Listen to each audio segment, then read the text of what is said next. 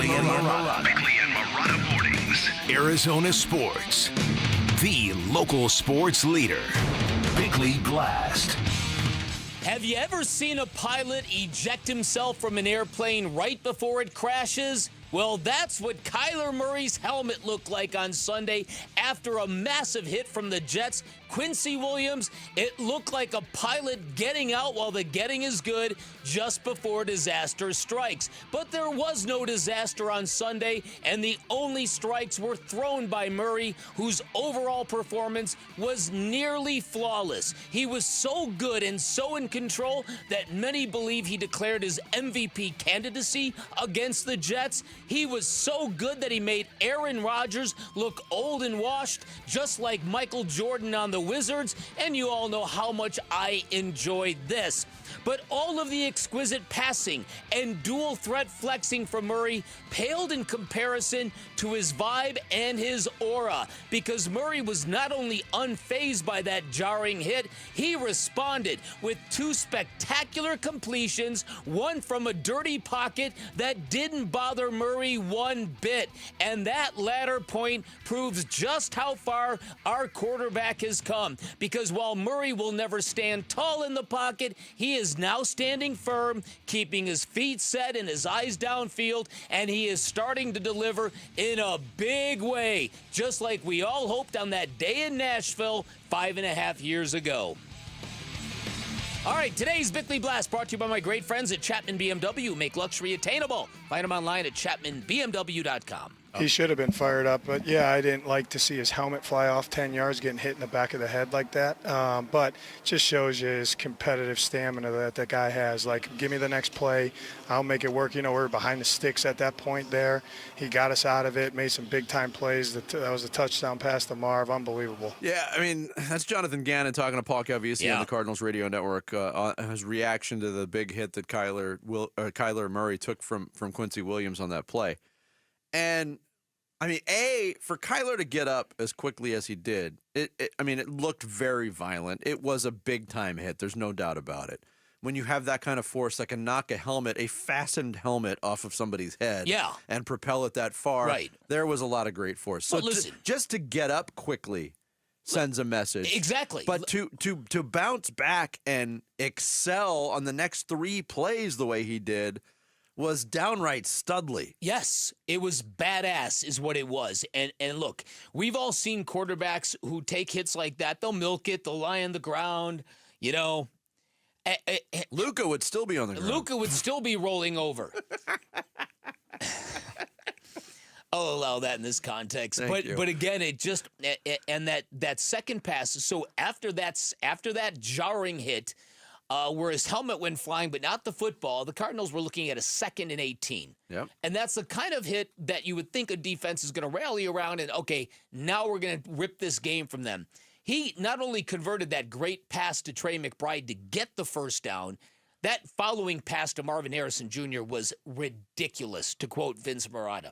Just dropped it out of the sky in a very, very tight, narrow window for just a beautiful touchdown. It was so good, it was bordering on redonkulous. It was redonkulous. I didn't know this, but according to Mr. AZ, our buddy, he tweeted out the QBR rankings.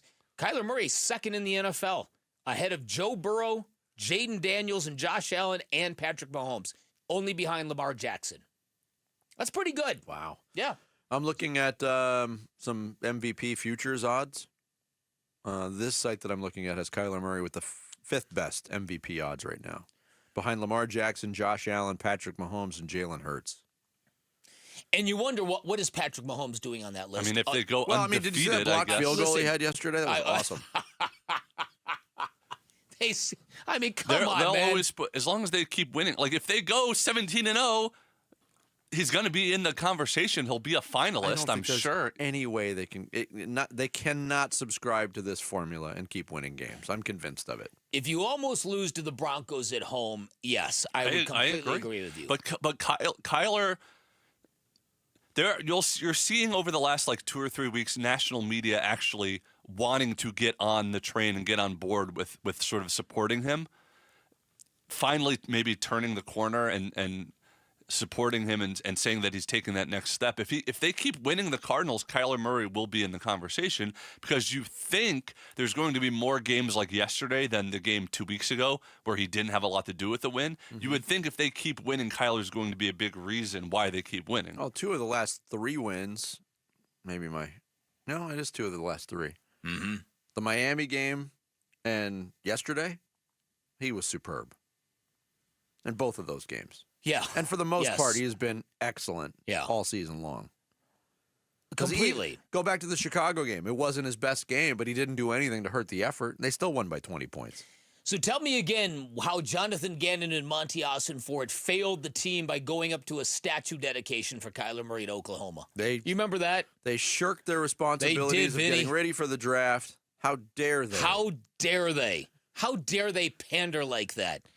And again, this is something where when we've talked about the Phoenix Suns and how they've recalibrated themselves to really enhance and pull out Kevin Durant's happiness, how about what the Cardinals have done with Kyler Murray? And then for Jonathan Gannon after the game to declare him the best player on the planet yesterday. It sounds like hyperbole, but it's true. He was the best player in the NFL yesterday. Yeah, in case you missed that comment, here was Jonathan Gannon's opening statement, and then shifts into some Kyler talk. Okay, good win. I thought we came out fast, started strong. All 3 phases, really. And then I really like how the half ended, not giving them the ball back. That's a Hall of Fame quarterback. You never want to give him the ball back at the 2-minute. So some of those plays were critical. I think we ended with a field goal, and then I think they have the ball at the start of the second half. I think it was a 4th down stop, and then we go right down the field and score. I'm sure you saw his stat line. I think the quarterback was the best player on the planet today. So kudos to him. And we'll work tomorrow. They're going to get a little bit of rest, and they know the season starts now. That should be an official NFL Weekly Award. Best player 10, on the best player on the planet. I like it. And you could argue Kyler's won that twice this year because he had the perfect quarterback rating earlier this season. Yeah, I had forgotten about the Rams game, too. Again, this was another example of why the old passer rating formula. He wasn't even close to perfect yesterday on that rating. He threw 2 incomplete passes. It's also a really, really cool story that we're watching here, because I think that everybody in the NFL, even people who are predisposed to think that Kyler, he's too short to play quarterback, he can't see the field. Everybody who saw him absorb that hit the way he did and shake it off like it's nothing. And smile. That's going to win over everybody. Everybody. You know what that reminded me of? I'm going back to a bad movie, Rocky III. Great bad movie. Yeah, you ain't so bad. Yeah, you ain't nothing. Yeah. I might be crazy, but at least I'm not breathing heavy. That's right. That's exactly it. So there's a feeling now that maybe, just maybe, Kyler Murray is just figuring it all out, and it's a unique story. And I've been pressing this line of thought since day one, even of the preseason, that if it doesn't happen this year, it's not going to happen with him, because he's got everything he needs now, and it is happening for him. And I think Kyler Murray, the criticisms, too small, too erratic, too focused on video games. People mistakenly have called him injury prone. I hear people over the years, I'm like, what are you talking about? Injury prone. What's happened with him is not only has he had to recalibrate his game and his speed to the NFL, which has taken some time, but he's needed to grow up. He's needed to find a level of emotional maturity, because this dude is one of one. And he dominated the football world as a Texas schoolboy phenom. He was really good in latter stages in college, and he's kind of bucking all odds. I think Drew Brees set the mark for diminutive quarterbacks, right? Yeah. Doug Flutie had moments. There's some who have had moments, but being able to kind of really build something and then get to the point where you wanted to be in day one in year 6, that's a long road. It is. Thanks for watching Bickley and Marotta. Click to see the latest Bickley Blast and hit the button in the middle to subscribe to Arizona Sports.